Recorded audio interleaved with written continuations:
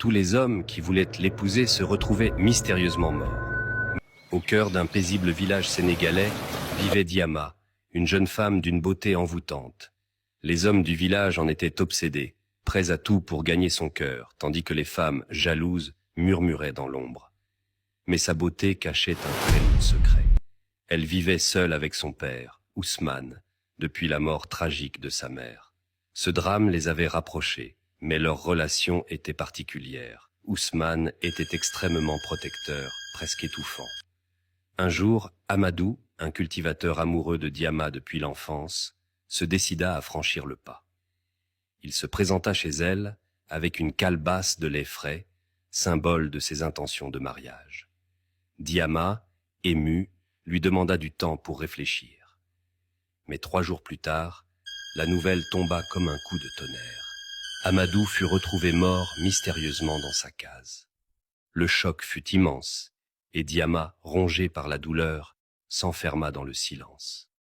Avec le temps, elle finit par retrouver un peu de sérénité et fit même la rencontre de Mustapha, un riche marchand venu d'un village voisin. Séduit par la simplicité de Diama, il lui offrit des bijoux somptueux et déclara vouloir l'épouser.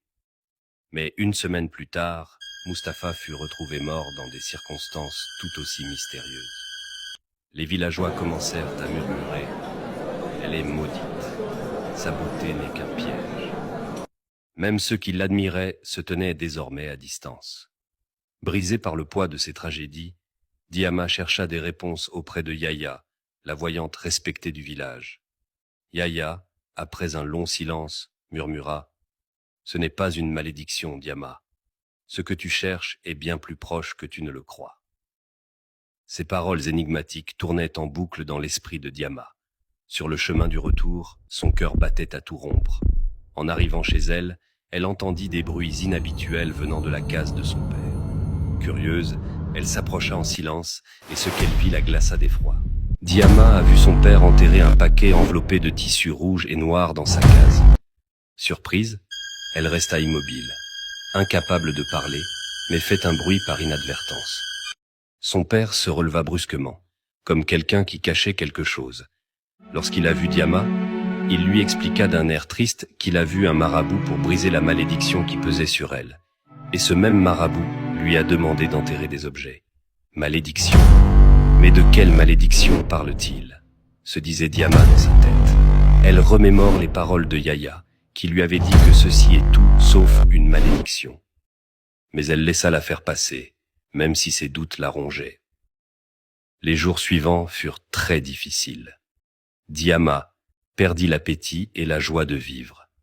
Elle s'enfermait dans sa chambre, incapable de trouver une solution à tout ce mystère. Puis un jour, surprise, Issa, son ami d'enfance, arriva au village. Après plusieurs années d'exil, il était revenu avec un sourire chaleureux. En voyant l'état de Diama, il lui demanda ce qui se passe. Diama, en larmes, lui expliqua toute situation. Pris de peine, il décida de lui faire revenir sa joie de vivre. Il passait du temps avec elle, l'emmenait se promener, lui racontait ses aventures. Petit à petit, Diama commença à retrouver goût à la vie. Mais plus le temps passe, plus Issa développa des sentiments pour Diama. Après plusieurs semaines, il finit par lui avouer ses sentiments. Diama, effrayée, le repoussa. Elle le traita de fou et lui demanda qu'il ne voit pas que tous ceux qui l'aimaient étaient condamnés à mourir. Mais Issa refusa d'abandonner. Il lui montra qu'il était prêt à tout affronter pour être à ses côtés. Touché par sa détermination, Diama accepta finalement de lui donner une chance. Les préparatifs du mariage commencèrent. Pourtant, Diama ne pouvait ignorer cette peur qui lui serrait le cœur. La veille du mariage, alors qu'Issa dormait paisiblement dans sa case, un homme entra silencieusement avec un couteau à la main. Issa, réveillé par un bruit, se leva juste à temps. Il se battit avec l'assaillant et réussit à le désarmer. Quand il retira le masque de l'homme, il découvrit avec horreur qu'il s'agissait du père de Diama. Issa resta figé, choqué par cette découverte. Il réveilla tout le village et dénonça le père de Diama. Il avoua qu'il était le responsable de la mort des autres prétendants et qu'il était amoureux de sa fille. Il a développé des sentiments après la mort de sa femme. Diama était donc celle qui s'occupait de lui. Les anciens décidèrent de l'exécuter. Diama les supplia de le laisser en vite. Il reste son père, malgré tout.